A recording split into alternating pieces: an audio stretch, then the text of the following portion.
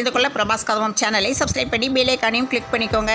மேட்டூர் அணை நீர்த்திறப்பு குறித்து முதலமைச்சர் மு க ஸ்டாலின் ஆலோசனை நடத்தினார்.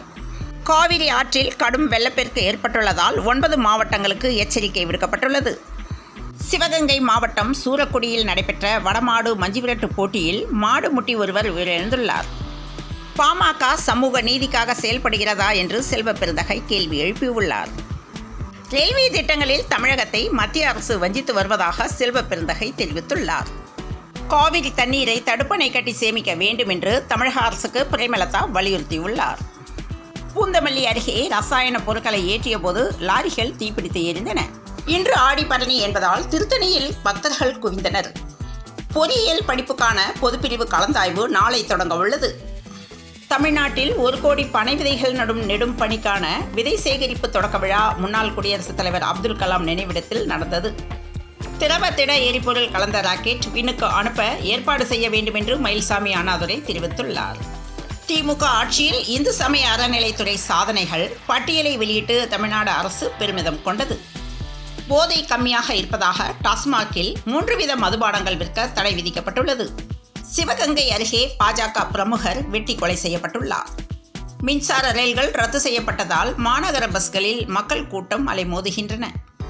காஞ்சிபுரம் மாநகராட்சி மேயருக்கு எதிரான நம்பிக்கையில்லா தீர்மானத்தினை தொடர்ந்து நாளை வாக்கெடுப்பு நடைபெறவுள்ள நிலையில் 22 கவுன்சிலர்கள் சுற்றுலா சென்றுள்ளனர். சென்னை புரசைவாக்கத்தில் நடத்தையில் சந்தேகம் ஏற்பட்டதால் காதல் மனைவியை அயன் பாக்ஸால் சூடு வைத்து தொழிலாளி கொடுமைப்படுத்தியுள்ளார்.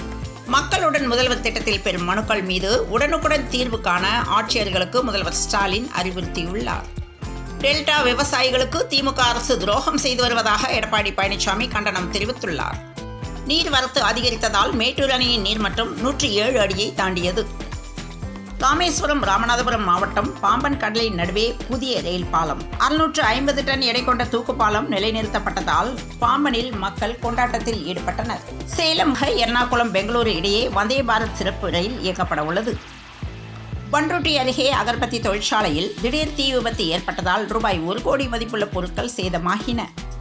அரசு போக்குவரத்து கழகங்களில் பொது மேலாளர்கள் 5 பேர் பணியிட மாற்றம் செய்யப்பட்டனர்.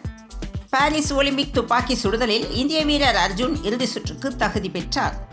பாரிஸ் ஒலிம்பிக் குத்துச்சண்டையில் இந்திய வீராங்கனை நிஹாத் ஜரீன் வெற்றி பெற்றார். இந்தியா பாரிஸ் ஒலிம்பிக் கணக்கை தொடங்கியது. மனு பாக்கர் பதக்கம் வென்றுள்ளார். மனு பாக்கரால் இந்தியா பெருமை கொள்கிறது என்று ஜனாதிபதி வாழ்த்து தெரிவித்துள்ளார். ஒலிம்பிக்கில் இந்தியாவுக்கு முதல் பதக்கம் வென்ற மனு பாக்கருக்கு பிரதமர் மோடி வாழ்த்து தெரிவித்துள்ளார்.